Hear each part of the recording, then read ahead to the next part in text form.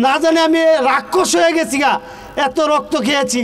আমরা তো লড়ছি সমতার মন্ত্রে, থামবো না কখনোই শত ষড়যন্ত্রে। আমি দেখছি ওই ছেলেটার পেছনে কেউই দেখতেছে না।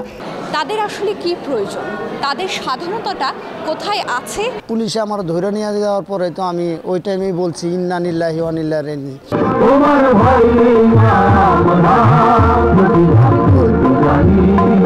মূলত আজকে সম্মেলনটি হচ্ছে উদীচী ঢাকা মহানগর সংসদের। ঢাকা মহানগর সংসদের 17টি শাখা তারা সম্মেলন সম্পন্ন করেছে, ইতিমধ্যে সম্পন্ন করে আজকে সকাল 10টায় এই সম্মেলনের উদ্বোধন হচ্ছে। নূর মোহাম্মদ, আপনারা জানেন যে 24-এর গণ আন্দোলনে যে রিক্সা চালক লাশ বহন করেছে, সেই নূর মোহাম্মদ আজকে আমাদের এই সম্মেলনের উদ্বোধন করবে। আজ এবং আগামীকাল দুদিনের সম্মেলনের মধ্য দিয়ে আমাদের এই ঢাকা মহানগর সম্মেলনের নতুন একটি কমিটি গঠিত হবে, যে কমিটি আগামী 2 বছর নেতৃত্ব দেবে।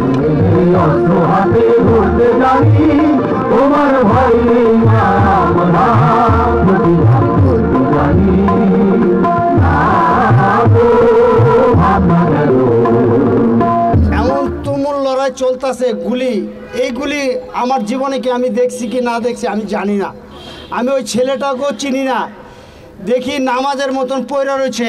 আল্লাহ যে হাসপাতাল পর্যন্ত এত লোক ধরলাম, কেউ তো ধরতে আসে না। এত জনগণ আমার কলজাটায় উঠছে, আমি কামড় দিয়ে উঠছে। আমি যে কি অবস্থা আছিলাম না জানি আমি রাক্ষস হয়ে গেছি গা, এত রক্ত খেয়েছি, এত কষ্ট যে লাগছে। আমার দেশের পতাকা আমি কিভাবে ছোট হইতে দেই। আমি দেখছি ওই ছেলেটার পেছনে কেউই দেখতেছে না। এইখানে পথ যে আমি 1 কিলোর মতন গেলাম, কেউ তো একটা মানুষ প্রাণী তো আসলো না, একটা প্রাণী তো আসলো না। এক ছেলেটা যদি একটু ধরবে, ধরে যদি একটু বসতো, তাও আমি একটু শক্তি পাইতাম, আমি সাহস পাইতাম।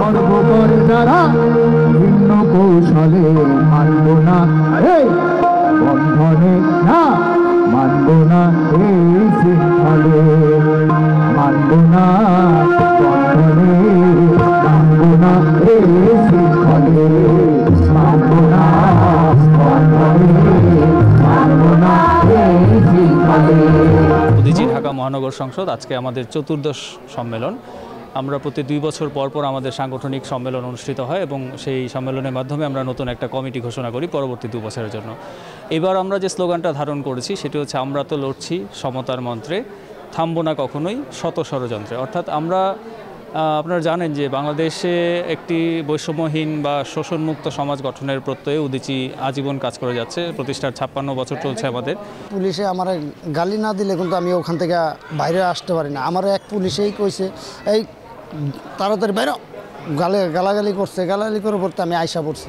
আমি ওখান থেকে যে কী স্পিরিট আইছি একমাত্র উপর আল্লাহ ছাড়া কেউ জানে নাই। পুলিশে আমার ধরে নিয়ে যাওয়ার পরে তো আমি ওই টাইমেই বলছি ইন্না লিল্লাহি ওয়া ইন্না ইলাইহি। এত গুলির মাঝখানে আমি কার মুখের দিকে চায় থাকবো, কার কি করব, আমি নিজেই কল্পনা, আমি ওই মুহূর্তে দিশাহারা হয়ে গেছি গা।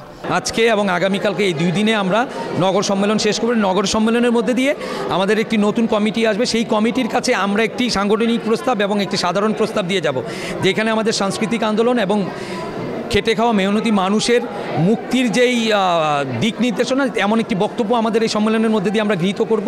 সেই গৃহীত বক্তব্যটি আমরা আগামী কমিটির হাতে দিয়ে যাব।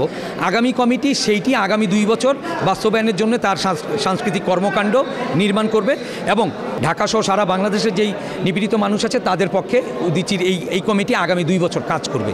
আমরা বিশ্বাস করি যে আমাদের এই পরিবেশনা, আমাদের এই লেখার মাধ্যমে এই সমাজে, এই দেশে একটা সচেতনতামূলক সিচুয়েশন ক্রিয়েট হবে। মানুষ বোধ করবে তাদের আসলে কি প্রয়োজন, তাদের স্বাধীনতাটা কোথায় আছে এবং কোথা থেকে তাদের স্বাধীনতাটা আনতে হবে। আমরা আসলে একটা গণতান্ত্রিক বৈষম্যহীন সমাজ প্রতিষ্ঠার লক্ষ্যে 68-র 29 অক্টোবর থেকে লড়ে যাচ্ছি।